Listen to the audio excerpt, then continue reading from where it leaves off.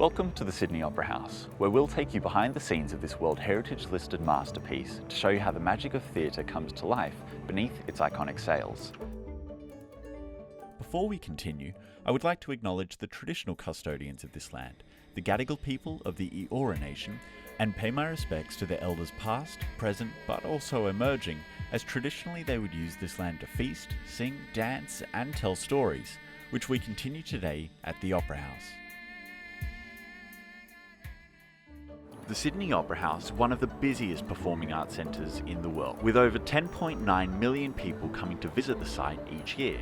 We also hold over 1,800 performances, with 2.1 million people coming to either see a show or take a tour. Opened in 1973 by Queen Elizabeth II, this building was designed primarily by two architects. A Danish gentleman named Joan, who designed the exterior, and an Australian architect named Peter Hall, who designed the interior, we'll be taking a closer look at today. The monumental steps which we're standing on today were designed by Joan after the Mayan temples in South America. He wanted the idea of people rising from the ordinary into the extraordinary when they came to see a performance. How about we take a look?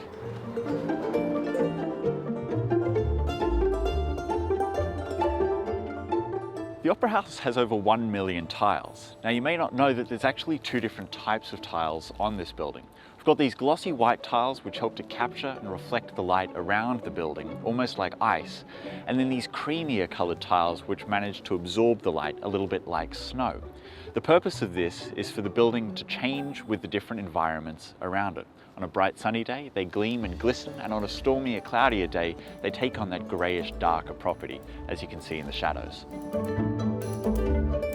We're going to go behind the scenes now, places where performers like Julie Andrews, Jackie Chan, Bob Dylan and Prince have all gone before. As we walk through these doors, we're able to see where the performers would go, places not normally accessed by the public, to see what it really takes to put on a performance at the Sydney Opera House. This is the scenery dock to the Joan Sutherland Theatre. It's where we store all of our pieces of set and scenery for the opera and ballet performances we do on the stage directly above us. What distinguishes this scenery dock from others around the world is that we're actually below the stage at the moment. The reason for this is because of the exterior shape of the sails. It limited our ability to move set and scenery from the sides of the stage, and therefore we now bring it up onto the stage through the large elevator just behind me. I think we should go and take a closer look. When we're moving set, scenery, props, people, or even animals onto the Joan Sutherland Theatre stage, this is the elevator that does the job. It can carry up to 20 tons worth of scenery in a single movement, and it does this using two halves of a synchronized elevator. Now this elevator is relatively new, installed back in 2017 as part of a massive refurbishment that we did of this venue. It was actually installed by the same company that had put in the original, a company named Wagner Bureau. Now, one of the very final tests that they did of this elevator just before installing it here was to make sure that that synchronization was absolutely spot on. They did this by using a glass of wine that straddled the gap. And believe it or not, there wasn't even a ripple.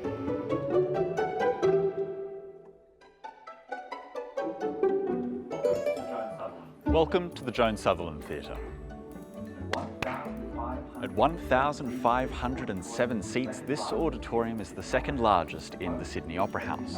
Home to the Australian Ballet and Opera Australia, we've had some of the world's greatest singers on this very stage, including the great Dame Joan Sutherland, whom this auditorium was renamed after in 2012. She was known as La Stupenda by the great Pavarotti for her exceptional vocal capabilities.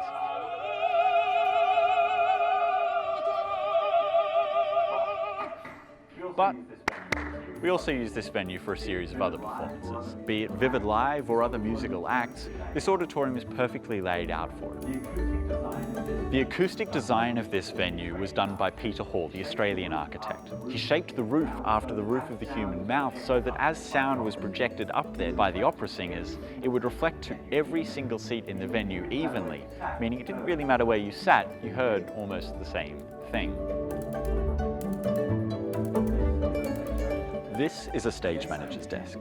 A stage manager cues everything that happens during a performance, be it sound, lighting, marking an actor's entrance on stage, or even feeding those actors a cue if they happen to forget their lines. In order to do this, a stage manager needs to have a firm grasp on the script, as well as being able to read music. Certainly not the easiest job.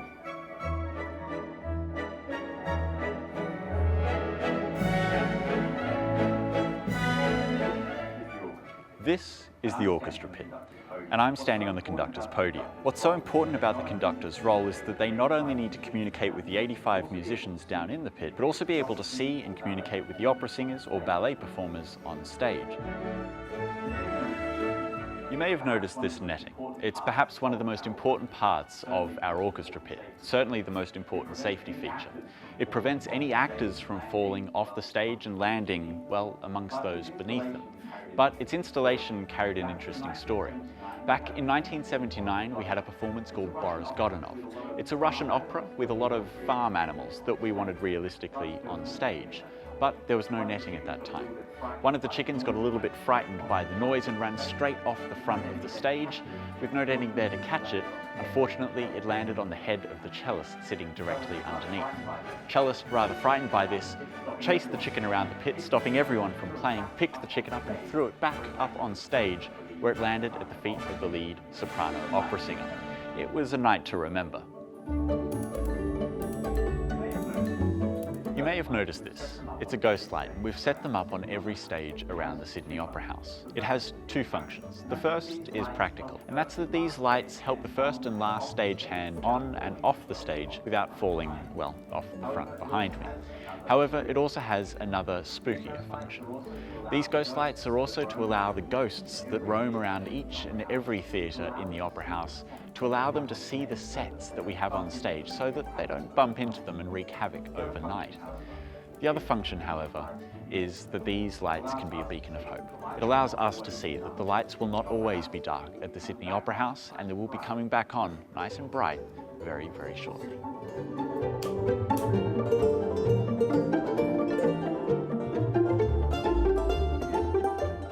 Because of the shape of the Opera House sails, it poses some challenges moving set and scenery around, but it does create opportunities in other areas. The fly tower is one of those spaces. Being able to hide set, scenery, lighting, or even people up above the stage gives us the opportunity to create rather dramatic performances, including last year with Madama Butterfly, when Opera Australia in fact suspended one of the performers from red rope as if entangled in a spider's web. In late 2017, all the original machinery in the fly tower and grid was removed and replaced with modern state-of-the-art equipment. Before the theatre's renewal, stagehands were required to lift and pull flybars with thick ropes, the traditional rope and pulley method. Now they are fully computer controlled with double the speed and lifting capacity.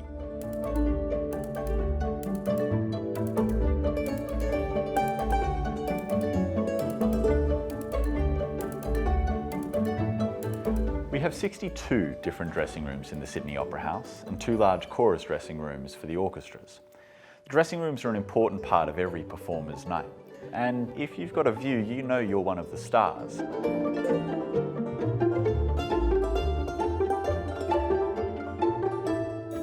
The Grammy Award-winning recording and broadcast studio is the engine room of the Opera House's digital stage, connecting its 6 internal venues and 2 outdoor venues via an advanced fibre optic audio-visual network. In addition to this, it allows artists, filmmakers and producers the ability to not only capture their incredible performances, but also live stream these performances to a much broader audience. In 2015, the Sydney Symphony Orchestra's greatest hits from Vienna concert was projected onto the Opera House sails and live streamed to thousands of online viewers in more than 54 countries.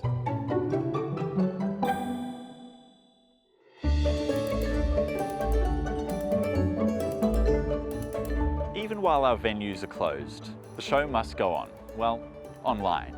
Every Tuesday, the Sydney Opera House releases a series of podcasts, full-length performances, talks, and even behind-the-scenes content like this very tour. So make sure you check that out. I hope you've enjoyed the tour. It's been an absolute pleasure having you around, and I hope to see you back here very soon.